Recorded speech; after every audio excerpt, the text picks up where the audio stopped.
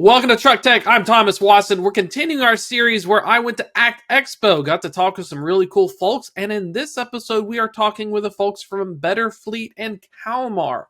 There's some really cool stuff going on. The folks at Kalmar, Ottawa had come out with an autonomous terminal tractor as a partnership with Forterra, and some really cool stuff going on in that terminal, the yard dog space, or the terminal tractor space, depends on who you ask what the nomenclature is. Secondly, though, the folks at BetterFleet, really cool people. We get to talk about what they did with the municipality and how fleets are upgrading to EVs. It's not all at once. It's not all your fleet. You got to figure out where and when, and that's one of the missing pieces as to why, even despite the fact that there are regulatory challenges in California under the new Trump administration, it has continued to go because people made plans to buy them years in advance. So great stuff coming your way.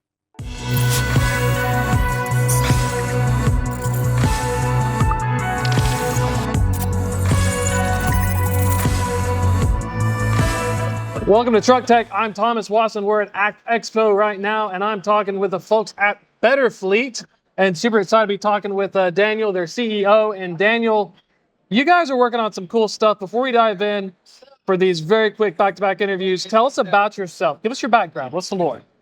Sure. So, yeah, I've been in clean tech for 20 years, working both in sort of the private sector and startup. So I've worked for Siemens and EDF and, Brookfield Infrastructure, doing renewable energy, cities and infrastructure, energy efficiency. So really got into the e-mobility space through cities. Worked for Veolia as well, doing garbage. So really worked through the whole environmental space and into zero emission vehicles through that kind of route. And let's talk about what you all are working on with BetterFleet as well. You had a recent release at ACT Expo, working with a partnership. Give us a little bit of the details about that, and then we'll dive into the nuts and bolts. Sure. So, yeah, we've had lots of announcements recently, but the one that you're referring to is with Metropolitan Water District, which is really a project to look at how to optimize our fleet using our BetterFleet planning and management software. So they're buying a bunch of electric vehicles to decarbonize their fleet. We're working with them and also through a grant with the Californian Energy Commission, which is really about how do we both electrify their fleet, make that cost effective, make that, really fit the sort of duties they need to do, at the same time help the grid and make sure that the energy is being used at the right time for the grid. So that's a really exciting project. It's being done with California Energy Commission, but also across the whole state with lots of fleets. So Metropolitan Water District is one, but we have a whole bunch of others across the state we're working with on that project as well. And when we're looking at that, grid concerns and making sure that you're charging at the right time, one of the things that I'm interested in is how, when they're buying all these vehicles, is that where you all come in, is helping them now manage the rest of the vehicle? Because it feels like, imagine I'm the purchasing guy, I buy all these EVs. Now what do I do? Yeah, look, even before that point, the question is really, which vehicles will work and how to reduce the infrastructure costs, reduce the cost of even the vehicles to some extent, or optimize the vehicles. And what I mean by that is if you're a fleet trying to electrify, whether it's logistics or whatever it is, you want to be using those vehicles on the most efficient routes, which are actually the longest routes. So we do the planning, we do the actual optimization of the fleet, taking the data from the fleet, all the telematics data, all the scheduling data, working out what's the optimal vehicle, which duties can it work on, and what's the minimum amount of infrastructure spending you can get away with to electrify. So we're all about reducing the costs of electrifying that fleet or going to zero emission technologies, and then really optimizing that through the life cycle of actually managing those vehicles over time. And when you're looking at that, using the technology, one of the things you mentioned is that there's the digital twin, which is a favorite term of mine. Let's talk about, how does that go into it? Does it go into the early site, like the planning? I need to kind of figure out what routes are those longest ones to place the right EV orders, or does it go after I got the EVs and now I'm trying to optimize, I'm going to utilize them? Look, it's the whole journey. So basically, the digital twin essentially means you're taking the vehicle physics, and that means, everything to regenerative braking and tire pressure and all the different physics of the vehicle, the topography, the climate. You're really mapping out the environment that vehicle is in and the vehicle, as well as the chargers and how do they charge. So in order to really optimize the procurement process, choose the right vehicles, doing that at that level of detail enable you to make the right choices, save money, and make sure the duty cycles are met. But then when you have the vehicles in place and you're actually running that fleet efficiently, when you want to dispatch that vehicle, so let's just take a logistics fleet, and they're saying, you know, I want to dispatch this vehicle every day. If you always dispatch it on the easiest route because you don't know whether it will do that cycle, you're losing money. Every mile an EV is on the road is $1 you're saving because it's cheaper to run. So the digital twin again says, look, it's a hot day today, but yeah, you can do that route. You can do that other route. Or today, hang on, you can't do that route, which means you're constantly sweating those assets to the maximum amount possible without missing the duty and making a mistake and say, oh, we've stranded asset out there in the field. So it works right across that whole cycle. And I mean, it's a sweet spot. It really is a sweet spot because I could definitely see a situation where it turns into a novelty versus you're actually using it right. And if you don't have the data, you just can't make it work. Absolutely. I mean, look, we've lived in a world of pilots, even quite big pilots, and now we're moving into a world of no, this stuff has to work and it needs to be sweated, particularly with the lack of funding that's now starting to happen. There's not as many grants in the market, so now it's really important to get the planning right, pick the right routes, make the total cost of ownership work, minimize the amount of infrastructure so the whole thing does work economically. And that's when we're going to get real traction in the market in terms of commercializing the whole thing, essentially. And, you guys are based out of California, right? Where's the HQ? Good question. So I'm based out of California, but we have an office in Ann Arbor, Toronto. We have an office in Sydney, Australia, which is where we're founded. Oh, nice. I have an accent you might have picked up. No, never would have noticed. It is hard to pick sometimes. And then the UK as well. So we do have offices around the world, but we operate out of California for sure as well. But you get this worldwide exposure having offices across. What's kind of the lay of the land? There's a great example that you showcased here at ACT with Metropolitan, and they're working through their stuff. Is this something that the U.S. is leading, or are there as you look at the other countries when they're looking at doing this, what's the lay of the land? Are we kind of the front runners in this situation? That's a nuanced question. So, California is different, obviously, to other states, right? So when you say is the US moving, it depends on which state. So certainly California is making huge strides in certain areas, but London is in transit, for example, is way ahead. They've always been really leading the pack in terms of mandates and moving forward that market. So some verticals like transit is different in different countries. In the US, again, California is leading the way, but there are some really strong mandates in Europe. So in Europe, the equivalent of the advanced clean fuel fleets and advanced clean truck rules are very strong there. There's diesel bans by 2030, going into 2035 into cities. So, it is quite locational. It is quite specific to particular vertical markets. But I'd say US is kind of in the middle. It's definitely, I wouldn't say it's leading the pack. California is probably a little further up, and then some of the European. Norway, for example, you might know, but 50% of vehicles are already EVs, right? Really? Yeah. So there's some countries in Europe that are just way ahead and have been for many, many years. And we'll go back to California when we're looking at the state as well. You mentioned that with the changes in the fleet rules and regulatory stuff. As you're having these conversations with clients, I'm assuming it's still full speed ahead because companies were operating. I spoke to one since 17. It seems like there's a continuing.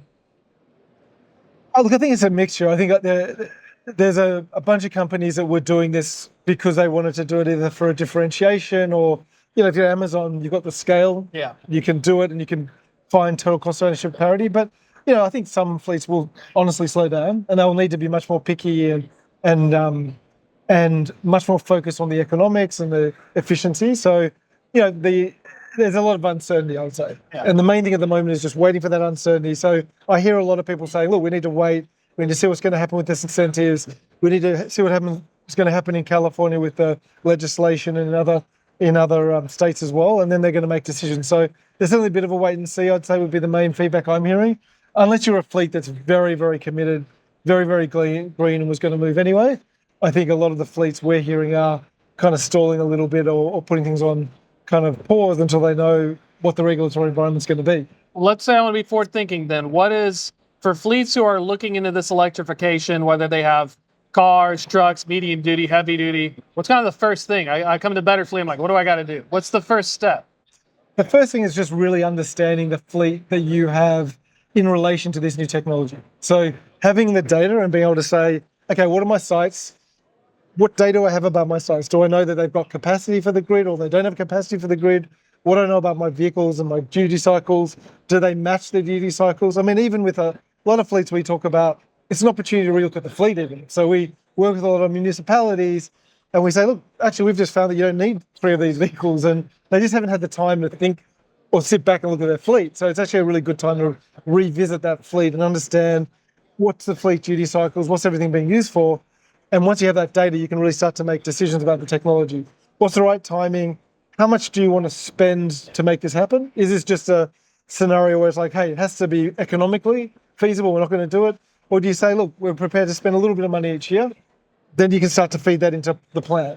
And what we generally do with customers is we create scenarios. We say, look, if you want to be really aggressive, this is what it looks like, this is the costs, you make that decision. If you want to say, no, look, this is just economic, then this is what it looks like. And if you're going to a board of directors or a mayor or whoever it is, you want to have those scenarios to give them a choice. Like, what do you want to do here? Do you want to be leading the market or lagging the market? Or so that's kind of where we take them on that journey of, let's do a state of your fleet and get all the data, and then start to make a bit of a plan about the scenarios you have ahead of you. So for the water utility company you worked with and announced, what is did they specifically want to do a type of EV for like maybe like a pickup or a work truck, or did they gravitate towards a certain direction?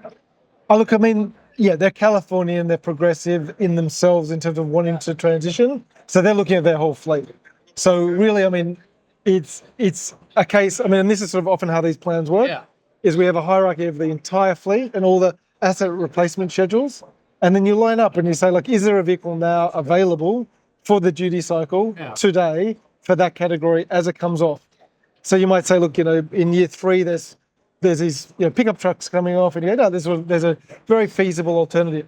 And there's another one in 4 years, there's no alternative. Either you hold that vehicle for longer, or you might say, look, we have to go with the diesel at that point. So we, very much these organizations line up their asset renewal programs with that. And if you're looking ahead, you can then plan the infrastructure. And you can say, right, well, on those 4 sites, we have 10 vehicles that are moving on. Are there replacements, and do we need the infrastructure? And you can start to put the infrastructure in ahead of time. So that explains some of this. It feels like it's growing, but it's also the byproduct of fleets who have naturally committed, and they're not just going to stop and sell everything at once because of depreciation and everything. Exactly. You got to phase it in as you're doing it. Exactly. So you start to manipulate. They've all got fleet asset renewal programs, and particularly utilities and municipalities, that they have formal reporting. They have to report on long-term plans and get money for them. So they'll have like a 10-year asset renewal plan. They'll start to work through that and line it up with the new technology plan. So, I mean, there's logistics fleets that might be a little bit more opportunistic. Yeah. So they're like, hey, we've got a renewal this year. A lot of them lease their vehicles, so they can just make a decision. A lot of these bigger fleets, they have to make much more mindful transition plans over time. How long are they holding on in the case of the utility and some of these customers and municipalities? I mean, is it really I'm holding on to this 10 years, so I may only incrementally replace 10% of my fleet? That's exactly right. Okay, you answered one of my big questions was, even though it feels things have stalled, it still grows because we're having this stair step. Well, it's a big decision, right? Like if you're going to replace your vehicle once every 10 years, it's not like you can just say, I'm not going to do electric or I am going to do electric. Yeah. It's a long-term decision. You're going to have to live with that decision for the next 8, 9, 10 years, right? So the legislation might change or the environment might change, but you still got to make a long-term decision about that vehicle. So that's where some of these things come in, and sometimes it's legislated. So with transit, you're only allowed to hold on to your vehicles for a certain amount of time. You've got to make a decision. So yeah, there's lots of things that come into play at that point. Final question here, wrapping things up. Yep. What are you most excited about here? You're at the event. What should we look forward to or keep on our radar, especially with BetterFleet and working with these customers? Look, my main sort of takeout at the moment is, it's time for the industry to really come together and focus on the total cost of ownership and efficiency of infrastructure. There's been a period of like grants where it's, we can be a little bit more loose and experiment and try things. Now's the time for the manufacturers to really look at how to optimize their costs and make that as low as possible, how to then work with people like us to minimize the infrastructure required, minimize the number of vehicles required to replace, and really move into a phase of cost optimization and infrastructure optimization, because the incentives can be great, but they can also create a little bit of a cushion to that. Yeah. So for me, the sort of the silver lining of losing incentives is let's come together and be much more efficient about how do we plan and then how do we optimize that fleet to make sure it is sustainable and doable for the long term. You got to get your fleet into shape. Exactly. It's time to, you can't, all that excess calories. Exactly. Well, I really appreciate your time. If folks want to learn more about BetterFleet, get in touch. Where do they find out?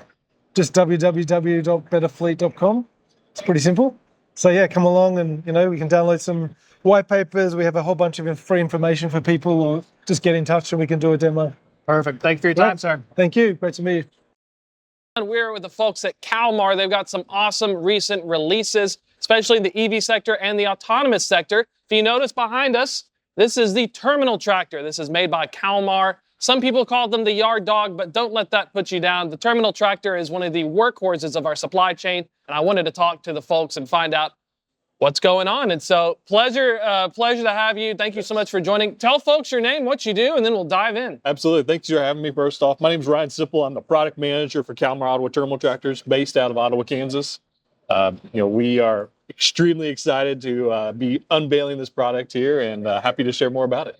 And we'll dive into the first part because this is unique in two regards. The first one being is that it is autonomous. And so it is the Auto-PT. Tell us a little bit about what went into that, and did it involve partnerships? Give us the lowdown. Yeah, absolutely. So partnerships is what we decided we wanted to move forward with the Auto-PT. So we are good at the truck side. We know how to build them. We know what customers are looking for. And so we went out and found a company that would be great to partner for the automation side, specifically on the terminal tractor. So Forterra is the company we selected, and they provide the auto drive software. We provide the machine. And together we found a good winning formula for customers that can give them the automation for the customers that decide they want to move forward with that in their operations.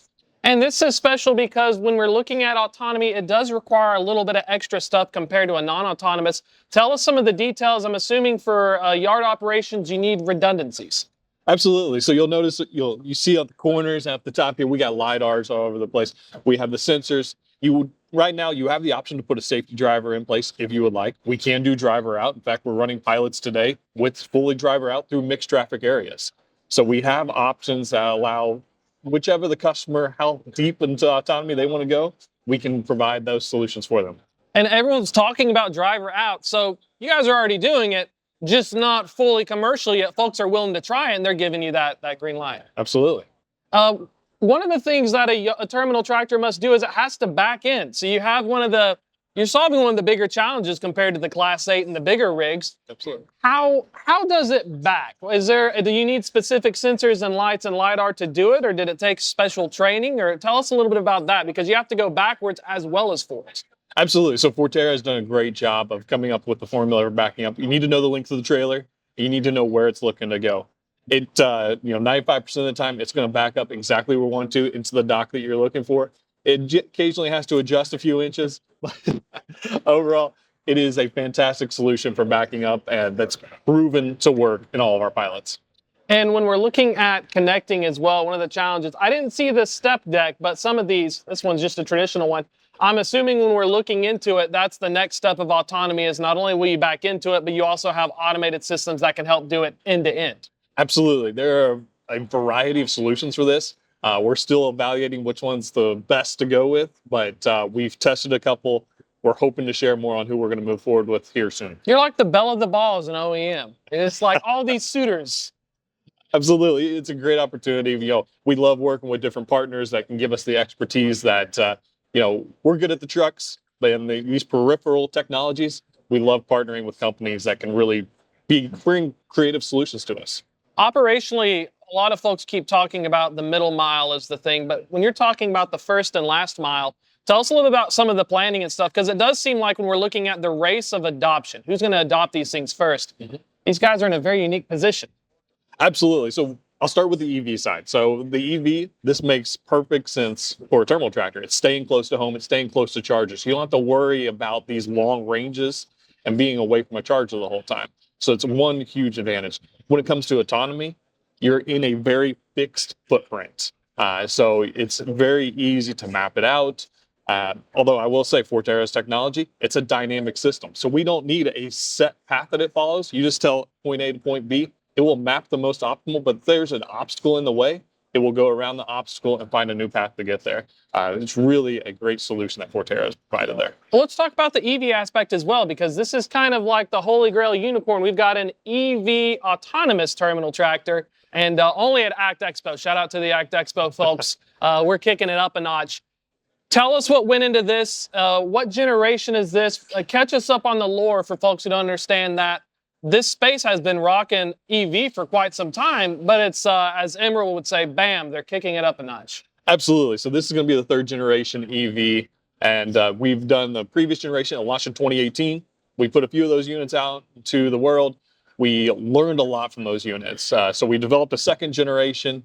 About halfway through the development of that, we decided, okay, we're going to move on to the third. There's more technological advances we can make, better efficiencies, better footprint. So you'll notice that this truck looks really similar to a diesel tractor. Same cab, same frame. From an operator standpoint, we want them to be able to walk right into this EV and feel familiar. So it's the truck they know with the technology that they expect, especially the fleet owners. They need to be moving green, reducing their carbon footprint. This is the product that will allow them to do that while not threatening any of their operations that are going, long distances. And one of the things I keep hearing from EV makers is that if you're going to use an EV, you need to use it all the way up to get the savings. You can't just use it a little bit of the day and plug it in. You're missing out on the point.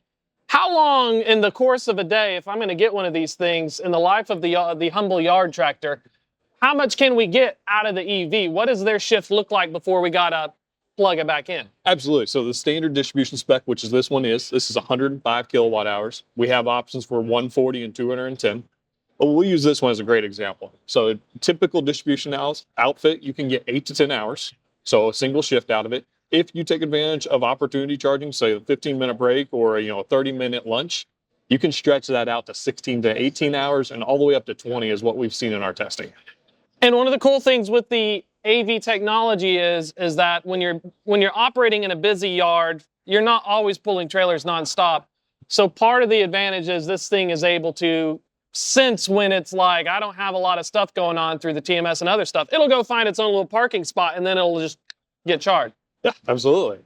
I mean, we're thrilled the way the efficiency worked out. We do have a front mounted charger right now. So for drivers, if make it a little bit easier to pull in, but we have options to put it on the sides. So if someone wants to bring automated charging in, we have made accommodations to do that. So other thing I want to note with this is 100% Kalmar owned design. So quickly adapting to new technologies or new options that might come to market is what we're really going to be focusing on. Can I get inductive charging? So let's say I train it that if it's not busy, it goes and hangs out on the pad. Is that some of the, future looking things that maybe fleets and stuff are looking into? Because I can imagine, that would be perfect for me. I don't have to plug into it. It teaches itself to go. Absolutely. That is certainly on our roadmap to bring in development. We're not offering it today, but coming soon. Stay tuned. I'm getting the deets right now. Looking at tire wear and other stuff and powertrain, some of the stuff I hear is some folks put a giant motor in the back and then it kind of powers it. If you drive a little Tesla car, apparently it has little motors on each of its things. When we're looking at a terminal tractor, what does the configuration look like in terms of best bang for your buck? Yeah, absolutely. So we have one standard motor that we use in all 4 models. So we have 2 distribution models and 2 port models. They all use the same motor where a traditional transmission would go today. The batteries, we always have one stack that will sit where a traditional engine is. And then if you have the 140 or 210, we'll have a second stack that sits over here on the right-hand frame rail. Again, trying to keep things common, have the same hydraulic tank mounting, make it easier for serviceability. You want to make it easy for the service techs to get in there, not having to crawl all the way under the truck to replace the oils or filters. But overall, familiar and serviceable is what we've gone for. Looking at the weight factor compared to a diesel one, you kind of can get off scot-free in terms of you don't need as much pack. So the weight distribution, how does it look like compared to a traditional diesel? Yeah, we're seeing about 1,500 to 2,000 pounds heavier on the high E. The 105, which is what this one is, we're actually seeing pretty close parity to what we see in a traditional diesel tractor. And I think an advantage is I don't have to worry about weight limits if it's my private yard. Exactly. So if I can get a 45,000 pound trailer fully laden, it doesn't matter if this guy's heavier because I pay for the concrete and the asphalt So you're overcoming one of the biggest challenges in the heavy haul in the middle mile space, which is people are complaining that I can't get a full load. But if you own the property, it's not really a problem. Absolutely. Wear and tire, I'm curious about this. Do you need specific tires, or is this thing in terms of how its drivetrain performs, that's not really a big issue? So we use traditional tires as our diesels are spec today. We've tuned the software down so that you're not seeing additional tire wear. You're not really spinning the tires as much. That is one lessons that we learned as we went through the prototype phase, to make sure we tune the acceleration properly so you're not seeing that tire wear that you see in other EVs. I have a random question here because this is my favorite fact on EVs. If we open this thing up all the way, we gave it the full juice, how many foot-pounds of torque could these axles put out? We're going to say 2508. 25,000? 2,508.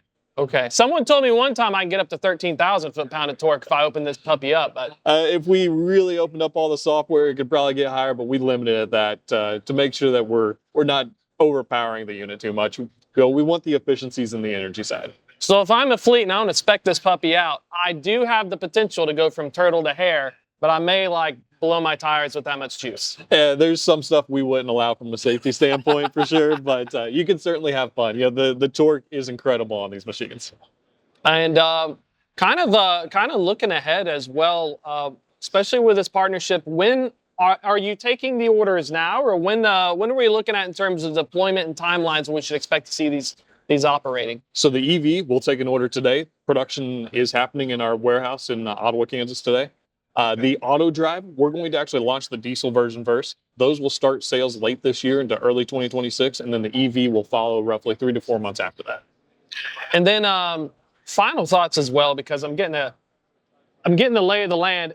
This silver thing, is this one of the battery packs as well? So you would just have them tracked on the edges, or is this one the model that has it just in the front end? So this one, the batteries are all under the cab on this model. This gray box is actually part of the autonomy kit. It's where the computing happens with the sensors. The next generation will actually be a little bit smaller package for that. That's just what we're using today in our pilots. I'm assuming like the whole NVIDIA and the compute stuff, the opportunities are you can get more bang for your buck and shrink it. As technology grows, you can put it in a smaller package, make it a little bit easier to fit on the truck. Well, man, I really appreciate your time. I'm picking your brain right now because I'm sure half of my audience, there's a whole new world that operates in this first mile segment that folks need to pay attention to. If folks want to learn more about Kalmar and everything y'all are working on, what's the best way to find out? Yeah, go to kalmarottawa.com. We have a website there where you can see all about our product offerings. You also have a local dealers that you can go contact them, get a quote on the products, or run a demo and see how the EV works in their environment. Perfect, man. I really appreciate your time. Thank you so much. We'll keep an eye out what you're working on next. That's a wrap for this special episode. Thanks again so much for watching. We're going to have a lot more great content coming up. While you're at it, sign up for the Truck Tech newsletter. That's freightwaves.com/trucktech. You only get half the newsletter on the website. If you want to read the other half and check out the cool stuff I'm working on, make sure you go ahead and sign up. You can even see the article on the FreightWaves site. Fill in your personal information, and boom, it'll go right into your inbox every Friday at 11 a.m. Eastern. Also, if you're just joining us on this episode, there's a lot more good stuff on Apple, Spotify, and YouTube, wherever you can find your content needs. That's a wrap for this time. I'm going to see you next week. Take it easy.